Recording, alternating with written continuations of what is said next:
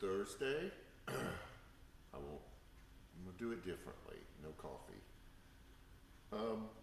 This is what's often referred to as Passion Week, or Holy Week. It's the week between the triumphal entry into Jerusalem on Palm Sunday, which we celebrated this past Sunday, and then a movement towards the crucifixion, Holy Saturday, and then Resurrection Sunday. And so there's a lot that's happening, but I want to frame it with this understanding that everything is in the shadow of the cross. We have a tendency to only focus on the salvation component of the crucifixion and of the resurrection, which is important, but we often do it at the expense of Jesus' teachings and the miracles that he performed and the life that he lived, almost as if those weren't really a part of what he was doing here. It was the appetizer for the main course. And I get that, but I think to underplay large portions of the Gospel's accounts of the life of Jesus miss what we're supposed to look like as we try to figure out what it is to live for God. So Thursday is the day that we remember Jesus establishing a new covenant with his followers. He did it with just his disciples in the upper room, but it soon spread that this way that you used to have to live in relationship with God, this law that you were bound to, was now being replaced.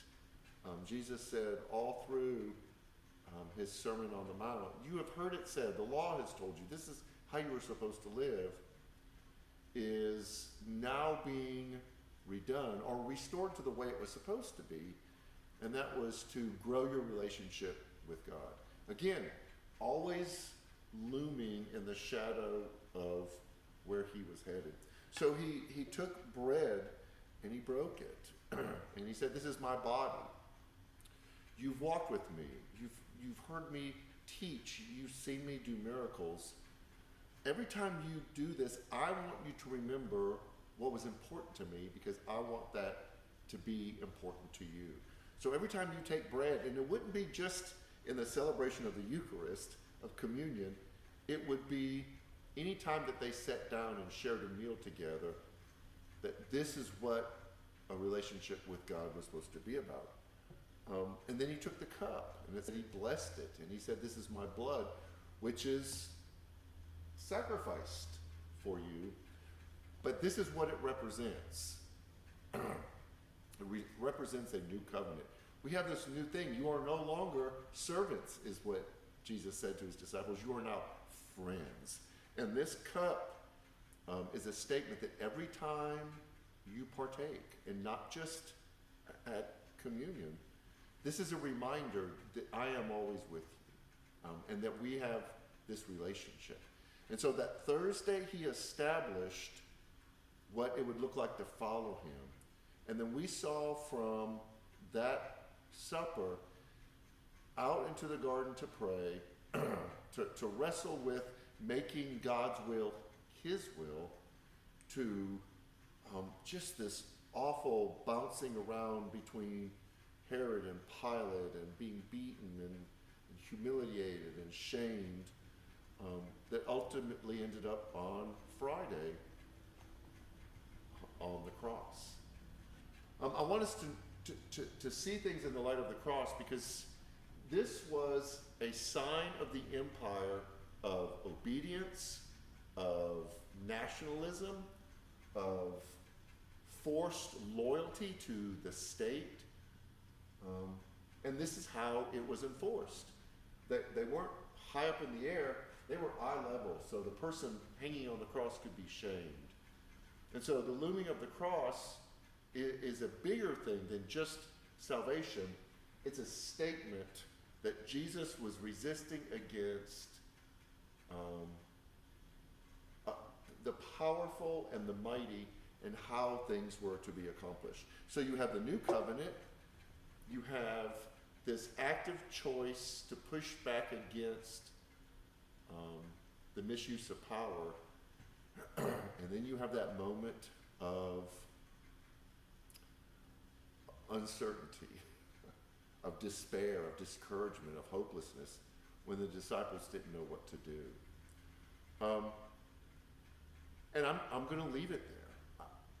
We know Sunday's coming. You can't have the crucifixion without Easter. But I want you to know you can't have Easter without this, without Saturday. And that's where I want you to reside for these next 3 days, is in this part of the resurrection story.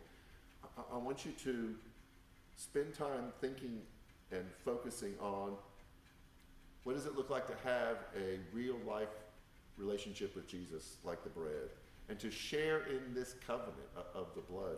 We will be doing this on our Good Friday service Friday night at 6:30 in the student room. We would love for you to join us. This will be a very somber and low-key, very reflective time of remembering this, and it will lead us to the cross, a time of scripture and contemplation, starting with communion, and then that's it. We will leave from this place very reverently on Friday night to come back here on Sunday morning,